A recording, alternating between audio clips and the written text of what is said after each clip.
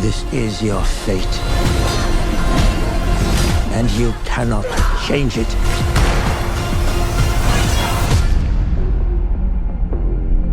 Rules. And consequences.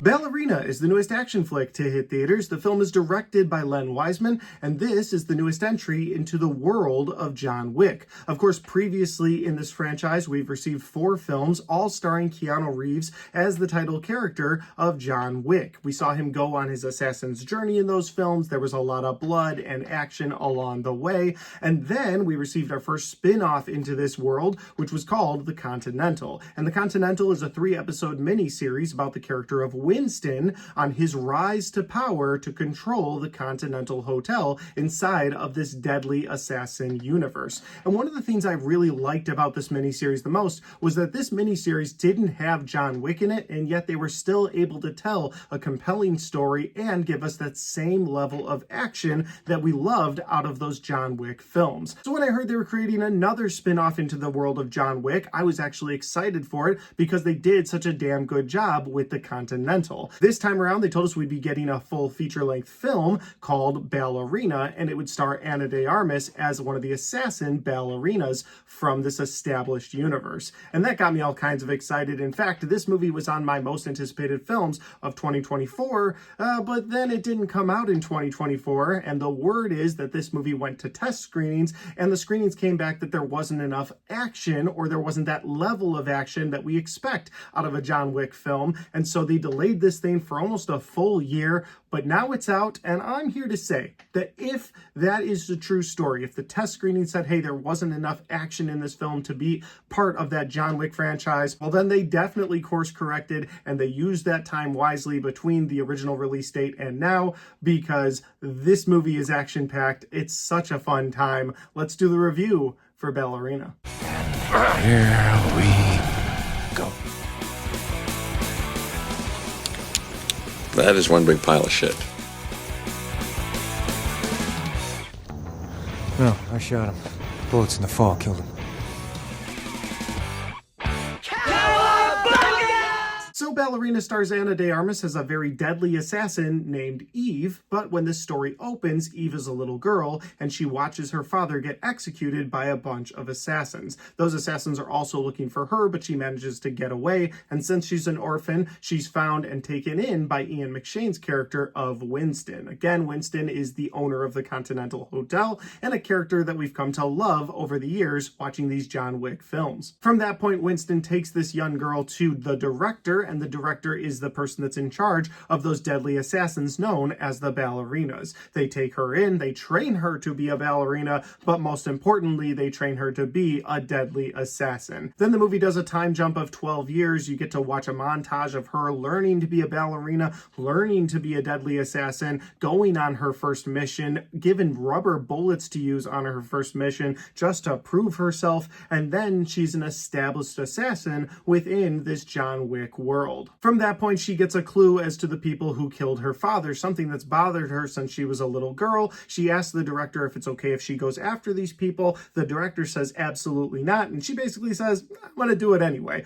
And all of that leads to the ballerina going on a bloody revenge tour against the people that executed her father. And that is the best synopsis that I can give you for Ballerina. If that sounds like a fun time at the theater, well, it is playing in theaters now, and I highly recommend you check this one out on the biggest screen possible, because you get some great action set pieces that just look the best on the big screen. Now I'm going to get into my positives and my negatives for Ballerina here in a minute, but before I do that, if this is the first time you found my channel, well, I would love for you guys to hit that subscribe button. Check out all the different content on my channel, whether you like movie reviews just like this, or Blu-ray talk, ranked list videos. I've got a little bit of everything on my channel, and I'd love for you guys to check it out. All right, let's get into my positives and my negatives for Ballerina. Kicking off my positives for this has to be those action scenes within this film, whether you like gunfights, knife fights, hand-to-hand combat, or really just Eve using whatever's around her as a weapon. We've all come to expect a certain level of violence out of the John Wick films. When I talk about other action movies on this channel, I always put it up against the John Wick films when it comes to the action in the movies. Yeah, the story's not always the most compelling story, or it seems like maybe John Wick's a bit indestructible at times, but we always look at that level of action action, and we say, okay, is the action at that level of John Wick? And I feel like this movie is at the same level as those previous entries into the franchise. Whether you like the gunfights, the knife fights, the hand-to-hand combat, or even some excellent action scenes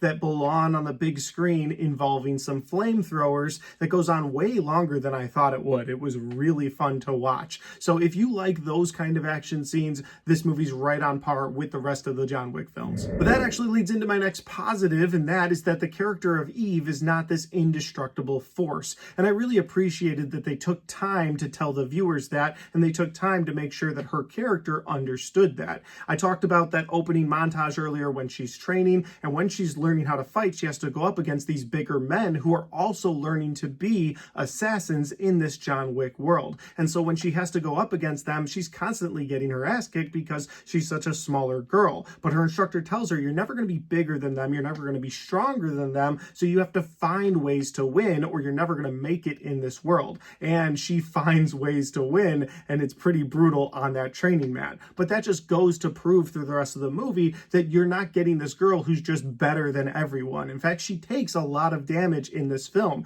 If she goes up against somebody that's 2-3 times as big as her, like a big dude goes up against her with a knife, she'll get stabbed in the chest because she can't stop the guy from hitting her in the chest. But sometimes she'll sacrifice her body to take that knife so that she can then get the upper hand in the fight. And I just love how they went over that in the beginning of the film, and then they kept that throughout the rest of the movie. Yes, she gets knocked down in ways that I probably personally couldn't get back up from, but again, with her assassin's training at the beginning of this film, it kind of made sense that she was able to get up after some of those fights. And they never made her seem all-powerful, because we've seen female-led assassin films in the past, like Atomic Blonde, where the character seems indestructible, and she always seems like she can overpower these guys that are 2 to 3 times her size. Yes, Eve may win in the fights in this film because she is the main character, she is the ballerina, but again, they always make it seem like there's a reason she's winning these fights. She's not just better than everybody. My next positive is going to be the story in this film. I love that this is just a basic story of revenge, something we've seen so many times, especially in action films in the past,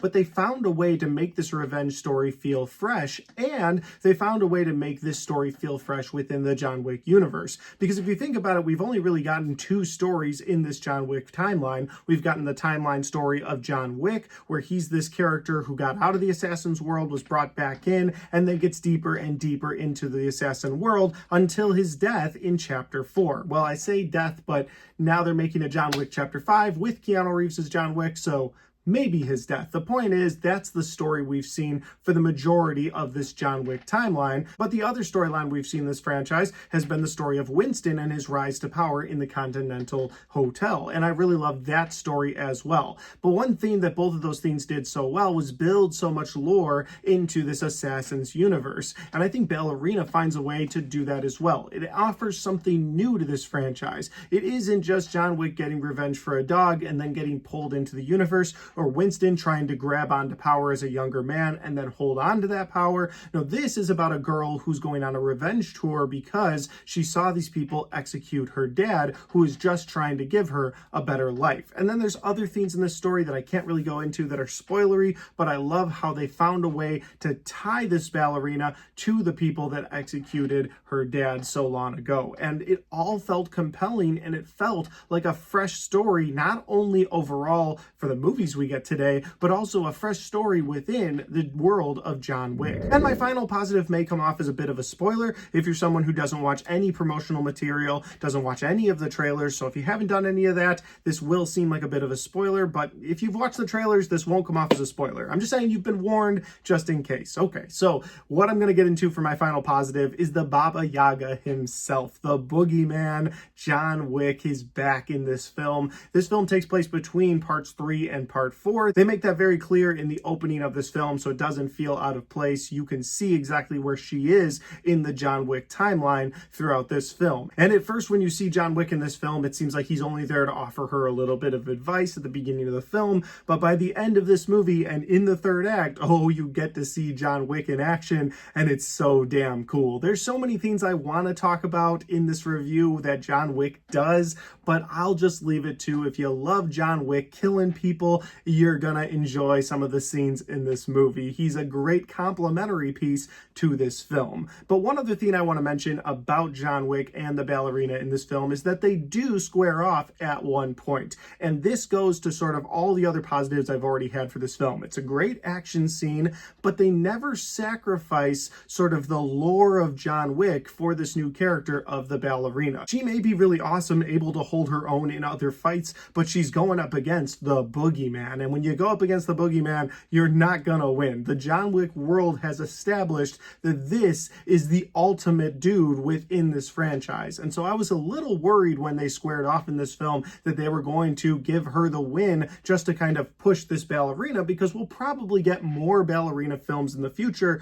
way more than we'll get John Wick films going forward. So you would want to push that character a little more. So I was a little worried about that, but I will say in the least spoilery way possible that they don't sacrifice any of John Wick's buildup over the last 10 plus years to give him a scene in this film with the ballerina. I loved what they did with the two of their characters. And again, if you love watching John Wick go on a killing spree, well, you're gonna get a lot of that in the third act of this film. That'll lead over to my negatives, and I really only have one negative for this film. On the first viewing that I had of this movie, I know that could change in the future, but as of right now, thinking about this film a day after watching it, and the only negative I could come up with is that if you're not a massive fan of this franchise, you might be lost on some of the things they do within this world of John Wick, like passing around golden coins. What do those coins mean? How do you get those coins? Other things like, what are the rules of the Continental? Why are there rules of the Continental? Like, there's a bunch of that stuff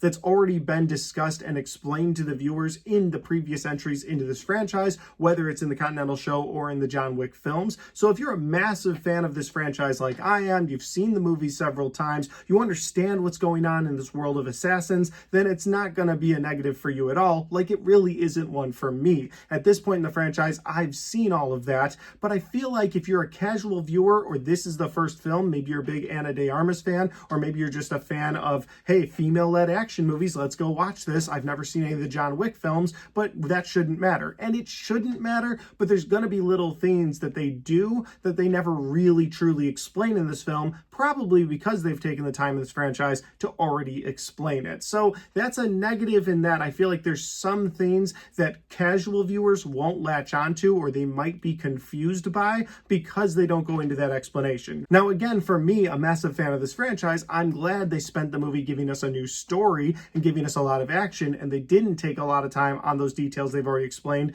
But that could be a negative for people who are just casual fans. But honestly, guys, that's the only negative that I have for this film. After watching it last night, I had such a great time with this movie. It currently sits as my #1 film for 2025. That's how much I enjoyed it. Like, I keep looking at this weekend for a time I can go back to watch this movie for a second time. I even want to see this movie with people who haven't seen it, just so when it gets to certain parts, I can see their reaction in the theater. Like, that's how damn fun this movie was. Again, as of right now, this is my favorite film in 2025. That may change by the end of the year, but as of right now, Ballerina is at the top of the list. I highly recommend you check this movie out if you're a big fan of the John Wick films, if you're an action franchise fan, if you like watching Ana de Armas on screen, if you like watching Keanu Reeves on screen, you get all of that and more. But guys, those are just my opinions because that's my review for Ballerina. Have you guys had a chance to see this movie yet? If you have, let me know in that comment section down below. Let me know what you liked about it, what you didn't like about it. Maybe we agree or disagree on some things. I'd like to know all of that in that comment section down below. And finally, guys, if you like this video, don't forget to hit the like button because it helps the video, it helps the channel, and it helps me right here. Thanks for watching, and I'll see you next time.